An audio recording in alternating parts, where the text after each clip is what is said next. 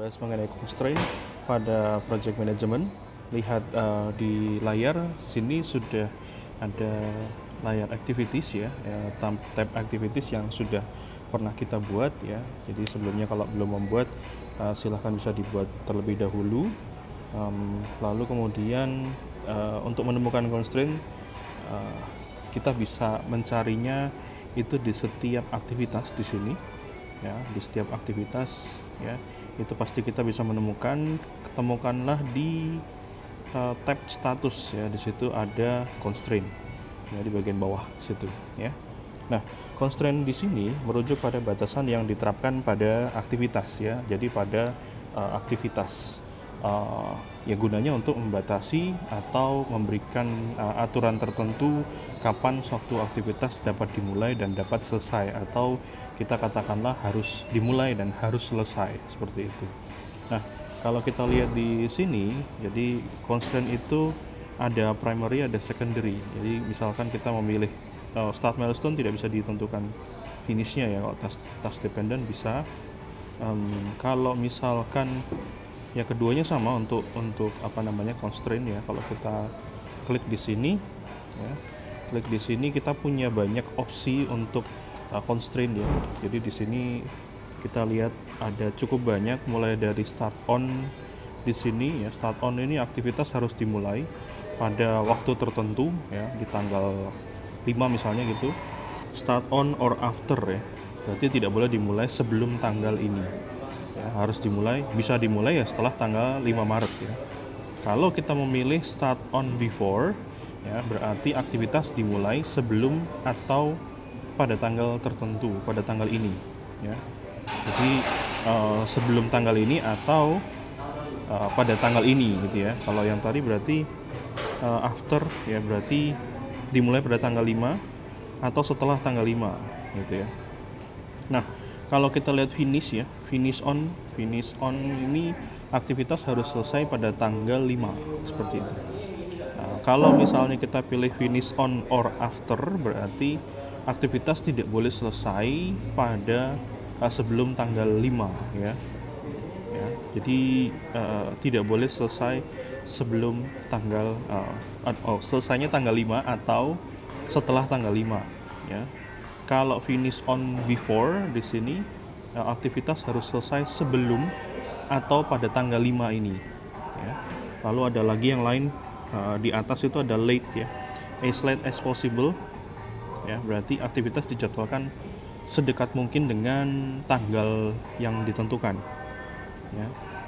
Di sini berarti kalau tanggal yang ditentukan ya berarti finishnya ya harus diisi ya. Finishnya harus diisi dan kita as late as possible tanggal 24 ya untuk aktivitas ini.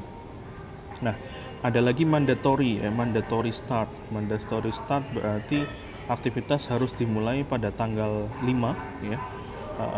Terlepas dari hubungan relasi dengan aktivitas lain. Jadi harus dimulai pada tanggal 5. Mau itu dia misalnya sebelumnya ada aktivitas ya, mau nggak mau dia harus tanggal 5 dimulai. Kalau dia belum selesai atau sudah selesai ya harus dimulai tanggal 5.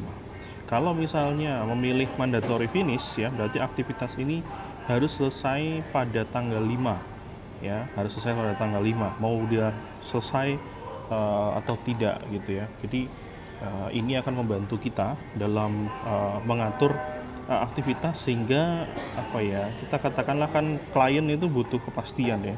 Klien itu butuh kepastian, maka kita di aplikasi di software ya, kita harus set juga ya mendukung ini dengan ketentuan-ketentuan yang kita set di sana ya. Nah, setelah kalau misalnya saya contohkan ya, misalkan di sini design renovation task dependent dikerjakan dalam 15 hari gitu ya. Oke. Nah, di sini kalau ada mandatory pasti ada bintangnya ya di tampilan situ. Kalau misalkan design renovation harus dimulai pada tanggal 5 ya. Nanti bintangnya ada di start sini. Kalau misalnya ada perubahan ya, pada saat actualnya berjalan, kita harus reschedule ya. Jangan sampai ada kendala ya dari penjadwalannya. Maka kita harus reschedule supaya memastikan bahwa timelinenya ini terupdate. Di sini ya, namanya activity harus diupdate setiap saat, terutama kalau ada perubahan-perubahan constraint. Kalau misalnya ada namanya software kan tidak bisa langsung, wah ini ada constraint nih ya, kalau ada constraint alasannya apa gitu kan, alasannya apa, lalu catatannya apa yang harus diperhatikan. Software Primavera ini punya fitur discussion dan notebook ya, ini kita bisa nambahin di sini. Saya tambahin discussion, saya tambahin notebook. Dua tambahan ya tab ini akan membantu kita kalau misalnya kita di setiap activity itu bisa punya catatan ya, punya catatan, bisa punya ketentuan yang kita letakkan yang mungkin software tidak bisa memahami, yang memahami cuma manusia ya. Kita berikan catatan. Ini catatan wajib misalnya seperti itu. Jadi kita langsung post.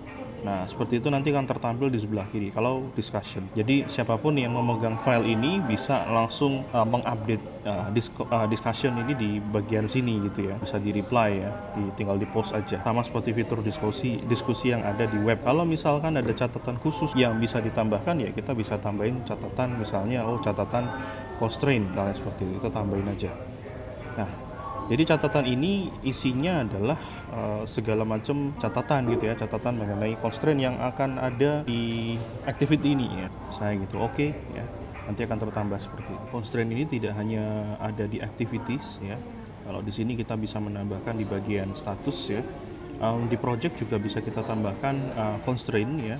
Constraint yang berlaku di sini adalah constraint finish by ya, harus diselesaikan pada tanggal berapa gitu. Jadi ya ketentuan misalnya klien maunya selesai tanggal berapa. Walaupun di sini sudah ada tanggal finish ya, tetapi kalau misalnya klien menghendaki saya maunya bukan tanggal 24, pokoknya saya kasih waktu akhir bulan Maret itu harus selesai. Mintanya seperti itu. Kalau kita finishnya tanggal 24, ini alangkah baiknya gitu ya. Seperti itu assigning constraint pada video kali ini ya.